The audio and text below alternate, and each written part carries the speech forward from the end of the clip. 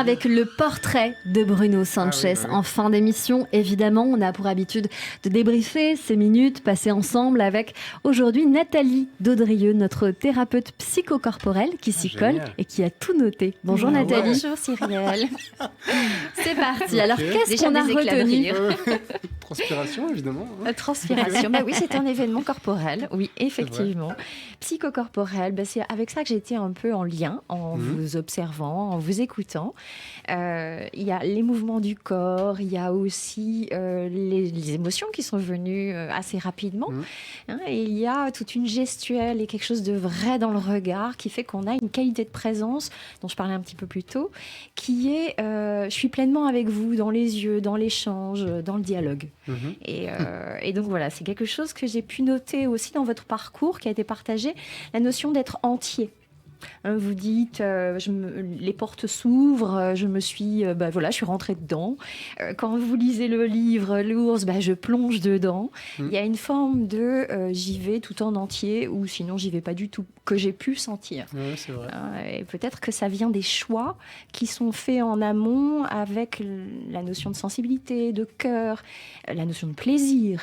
Et la notion d'être entouré d'abord au début dans le parcours avec maman qui vous accompagne dans ce monde impitoyable des castings et des arnaques, avec les boucles, les photos, donc beaucoup de pression, un monde d'exigence que vous portez aussi envers vous-même, qui est peut-être un héritage du climat familial. Peut-être, même sûr, je pense.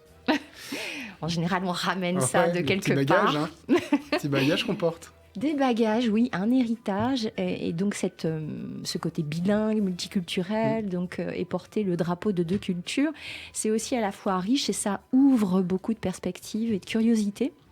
Et donc, quand maman sent que l'école, c'était pas fait pour vous, c'est aussi un des profils du HPE et non pas HPI, le haut potentiel émotionnel. Vous êtes dans cette série, ça fait partie de votre actu. C'est parfois pas par hasard. Et même si vous dites c'est le hasard de la vie qui fait que je suis comédien. Bon, à voir. Il n'y a pas de hasard, apparemment. À voir. Et j'ai pu sentir dans vos petites phrases et réflexions, par-ci, par-là, que le monde de l'invisible et le monde du grand chef d'orchestre qui pourrait nous diriger, avec l'archange Raphaël, que vous aimez bien, tout particulièrement, qu'il y avait comme... il y a quelque chose de plus grand que nous. Et je suis curieux de savoir ce que c'est. Ou en tout cas, je me laisse porter. Je ne sais pas ce que c'est. Je pense que personne ne sait ce que c'est, mais c'est ça aussi qui est fabuleux. Souvent, on est quand même une culture, nous, les Occidentaux, on a très peur de la mort. Et il y a d'autres cultures qui n'ont pas peur de la mort parce que pour eux, c'est un passage vers autre chose et des choses peut-être plus grandes. Moi, je l'ai un peu frôlé, la mort, donc je sais un peu... Enfin, je ne sais pas ce que c'est, mais j'ai une idée un peu...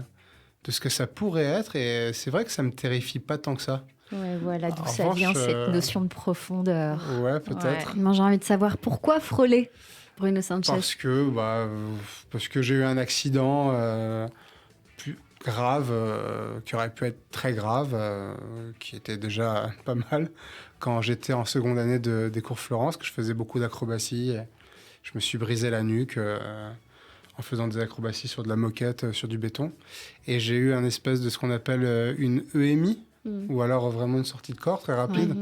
Mais c'est comme si c'était un claquement de doigts, parce que c'est une chute et un choc, et à la fois comme si le temps... il n'y avait plus d'espace-temps, et je me voyais, et j'ai vu... après, voilà, qui a envie de croire à ça. Moi, c'est ce que j'ai vécu dans mon corps, en tout cas, et en dehors de mon corps.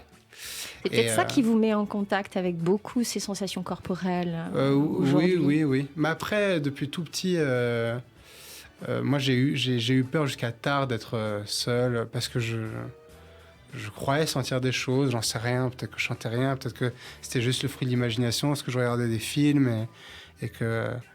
Mais je vois ma fille aujourd'hui, elle est un peu comme ça et parfois je me mets en colère, je me dis « T'as peur de quoi ?» Alors que... En fait, c'était exactement ce que moi, je ressentais petit. Donc, je me dis, c'est dingue d'engueuler ta fille alors que toi-même, tu voulais qu'on comprenne ce que toi, tu ressentais étant petit. Donc, voilà, après, le spirituel, je pense là, en plus, commence à comprendre que notre ADN est aussi sur des météorites. Donc, oui, j'ai vu ça. Je pense que, je sais pas, hein, c'est ce que je ressens, mais j'ai l'impression que tout ça va être remis en cause bientôt. J'ai l'impression qu'on va apprendre des choses qui vont peut-être faire partir une machine à laver sur toutes nos croyances. Oui, en tout cas, on en parlait énormément avec beaucoup de livres. J'ai reçu, moi, beaucoup d'invités sur cette question, sur la passion de ce qui nous dépasse. Et en effet, je pense qu'avec, c'est à titre personnel, qu'avec ce Covid, on est davantage ouvert à tout ce que l'on ne voit pas. Oui, en tout cas, on en parle un peu plus et donc c'est une forme de liberté aussi prise, liberté qui se retrouve aussi dans vos choix de projets. Les projets ne manquent pas, hein. Ça c'est cool. ça c'est sûr. Et il y a un lapsus un peu révélateur. Enfin, il y en a deux. Toujours dans cette dynamique de l'avenir nous réserve, une forme de découverte. La vie se déroule et je fais confiance et je rentre dedans. Il y a dans cette philosophie qui pourrait être la vôtre, il y a un advienne que pourra qui a failli être dit. Oui. Et finalement, c'est autre chose, c'est aimer et bon, on sait pas trop. Mais en tout cas, c'est l'amour. Ouais. Mais en fait, c'est les deux sont intrinsèquement liés. Ouais, je pense. Mais après mon accident, c'est vrai que il y a un truc quand on n'a pas vécu ça, c'est comme quand on peut parler de parentalité et tout, mais tant qu'on ne l'est pas, on ne peut pas savoir ce que c'est. Oui. Et c'est vraiment intégré dans la chair. Dans la chair, ouais. Et c'est vécu de l'intérieur. Et quand on a manqué de passer de l'autre côté, j'ai l'impression qu'il y a un truc on a une espèce de seconde chance et qu'on ne peut plus avoir de contrôle sur notre vie parce qu'on comprend qu'on n'est infiniment rien et qu'on est là, vraiment, ça ne va pas durer. Mais que ce peu de temps où on est là, il faut le kiffer en fait. Oui, c'est vraiment le plaisir et le plaisir partagé que j'ai pu aussi noter dans vos parcours, dans vos partages, parce qu'il y a une forme de quatuor d'amis avec ces scénaristes. D'ailleurs, c'est des métiers qui sont de l'ombre, dit-on, et très mis en avant par vous aujourd'hui. Il faudrait mettre vraiment en lumière parce que...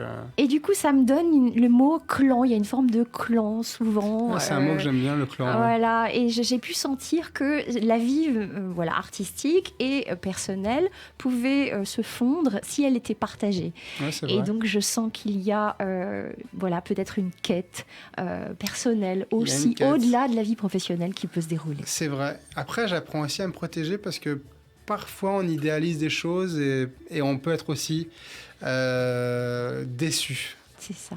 Mais on essaie de construire ce qu'on projette en tout cas, ouais.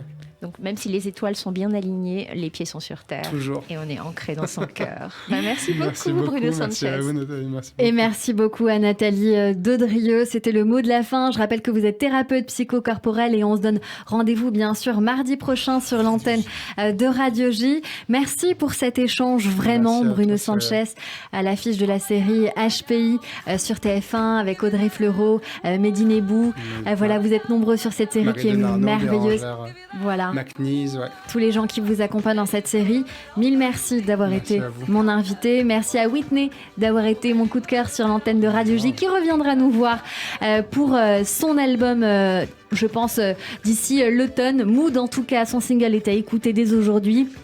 Merci à mes chroniqueurs, que cela soit Christophe Barbier, Nina Azoulay, Nathalie Daudrieux, à la réalisation Benjamin Arnaud, à la préparation de cette émission. Merci à Raphaël Usan pour l'aide à la préparation. Notez d'ailleurs que vous pouvez réécouter nos invités, toutes nos rubriques en podcast sur le site officiel de Radio J, radioj.fr et sur toutes les plateformes et YouTube. Merci à toutes et à tous encore de nous avoir suivis. On se retrouve demain avec le célèbre auteur Éric Emmanuel Schmitt pour parler festival. À demain sur Radio J.